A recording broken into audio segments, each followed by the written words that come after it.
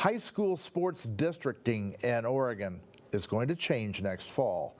Noah Chast was watching the OSAA meeting closely. He joins us now with the details. Noah?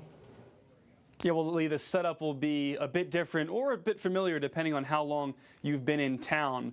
The conference that was voted on today would put most of the Central Oregon teams in the same conference that is similar to how it was before 2018, and most of those teams would be playing other Central Oregon teams.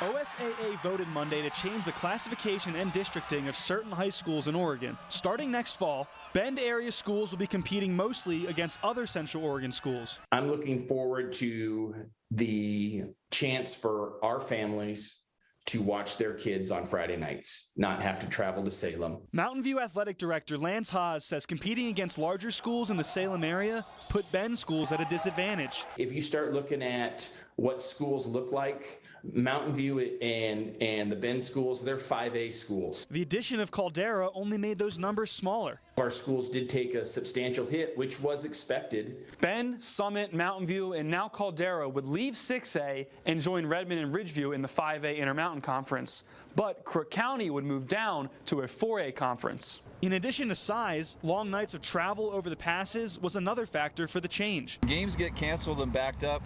It is a nightmare for the commissioner, a nightmare for the schools. Steve Hodges has been an official in Central Oregon for over 20 years and has seen the difference having more local games can make.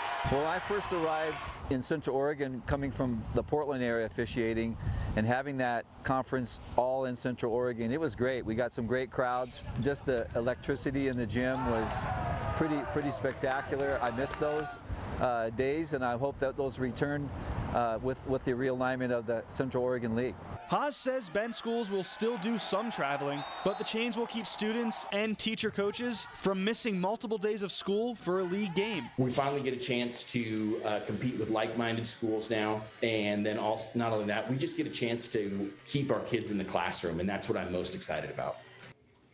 The OSAA will revisit this in 4 years, as they always do, and Haas knows that Central Oregon's population will most likely increase in that time, but he hopes the districts can stay the same. Lee?